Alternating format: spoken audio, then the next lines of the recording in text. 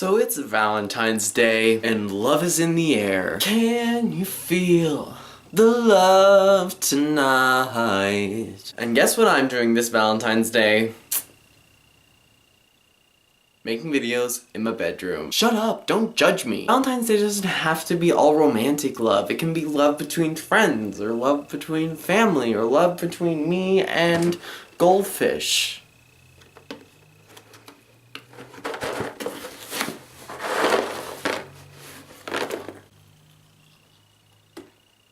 You're watching the Joe Sonas song-by-song review of Uptown Special by Ronson.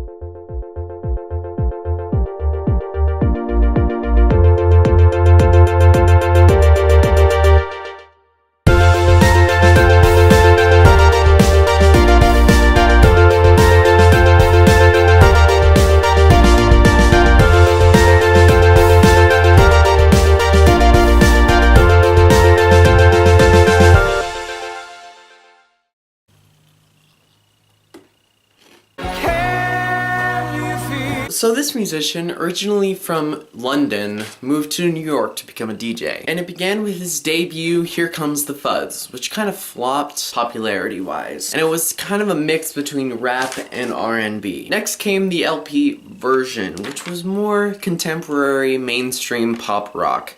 And it was popular in the UK. It's what kind of kickstarted his career. What's interesting about Ronson is that he never sings in any of his songs. He gets other people to sing for him. These albums are albums of collaborations, and what I've noticed is that mostly DJs and electronic producers do this, but I've never heard of a rock musician doing this until now. The first track is called Uptown's First Finale. It features Andrew Wyatt from the Swedish band Mike Snow. It has interesting ambient synth sequences and muted drums in the background, and I do like the harmonica solo. It's kind of a short song and there aren't that many lyrics, really, until at the very end. It's mostly about the music. It's a prequel to Crackin The Pearl, and when I say prequel, I mean that it has some of the same themes and elements as a later track called Crackin The Pearl. Number 2 is called Summer Breaking, featuring Australian musician Kevin Parker. Kind of has a retro jazz lounge style,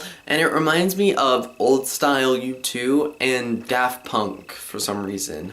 I don't know if that makes any sense, but it reminds me of them. It has old style reverby vocals, not as crisp as they are today. It's about remembering summer and the sadness of summer ending, I guess. Number 3 is called Feel Right, featuring Mystical, which is a rapper that some of you might have heard of. And to be honest, I'm not a big fan of the rap style.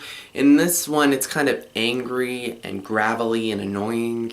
Again, it's kind of a retro, minimalist recording style with nice horns and bass lines. I can't really hear the words, but I assume it's about partying and having a good time and love and whatever. Number 4 is called Uptown Special, featuring Bruno Mars. I love Bruno Mars. It's really fun and it's the most popular song on the album. It's like number 1 on the charts now. It's similar to the last one as far as music goes, but I like it a lot more. It's one of those songs that just gets stuck in your head, and no matter how many times you listen to it, you never get tired of it. I definitely think this song deserves the hype about it. It's a cool advanced bass line. Ronson really shows us what he's made of with the bass line in this. It actually sounds like a bass guitar instead of sounding like a sine bass like a lot of pop songs do. It's kind of 50s, 60s era jazz music. Number 5 is called I Cant Lose, featuring Keon Star. I looked up the backstory behind this Keon Star person, and apparently they just drove through the South and came across this Keon Star singer and just, hey,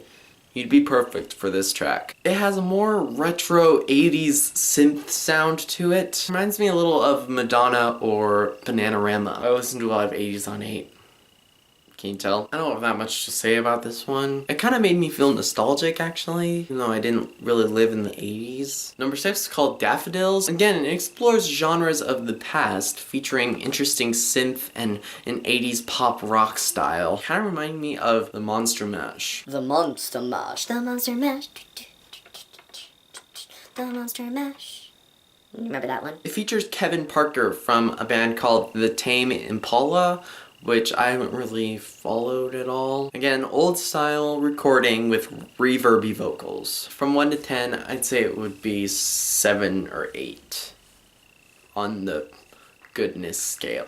Number 7 is called Crackin The Pearl, featuring once again Andrew Wyatt. Andrew's vocals are more crisp and modern. It has nice background vocalists and vocal harmonies that remind me of Pink Floyd, kind of, with reverby synth and muted bass. I like the meaning in this one about how the Las Vegas experience isn't all it's cracked up to be. That has a personal meaning to it because I live in Las Vegas and I do not live in a casino. I do not gamble every day. That's what people not from Las Vegas think that we do. That's not exactly what the song is about, but that's what it reminded me of. Number 8 is called In Case of Fire, featuring the Grammy award-winning musician Jeff Basker. There is an interesting, strong, filtered guitar lead in this one. It's about living life on the seat of your pants and just sticking to your instincts without really thinking of the consequences. And I like Jeff's vocals here. They're kind of echoey and cool. Number 9 is called Leaving Los Feliz, featuring Kevin Parker again, and it's kind of catchy.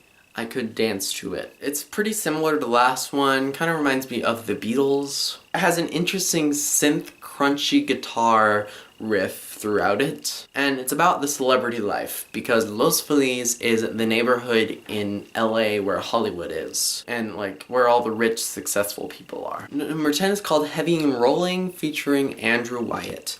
And by now, it's kind of getting boring. It has a pretty good bass line and a crunchy guitar riff, and it sounds exactly like the last one. It's kind of a filler song, I think. And it's about a road trip with his lover, I guess. Number 11 is called Crackin The Pearl. This is really where the album kind of runs out of steam. It's short, it's 2 minutes and 15 seconds, and there's synth melodies and vocal harmonies, and there's not too much to say about this one. It's kind of like they needed a full-length 11-track long album, so they just threw this together. So I rate this album an 80%. It explored a lot of old eras of music, all the way from 50s lounge jazz to 80s pop rock. I enjoyed the horns and the reverbed vocals, but towards the end it just got boring. They were repeating the same thing over and over again. The songs toward the end were like filler. I mean, they were good, but not really memorable. My favorite song is Uptown Funk, and my least favorite song is The Crackin The Pearl Part 2. So those are my thoughts on the latest album by Mark Ronson. Like always, tell me what you thought of the album in the comments below, and recommend albums for later reviews. I'll see you next time. Don't believe me, just watch. Come on.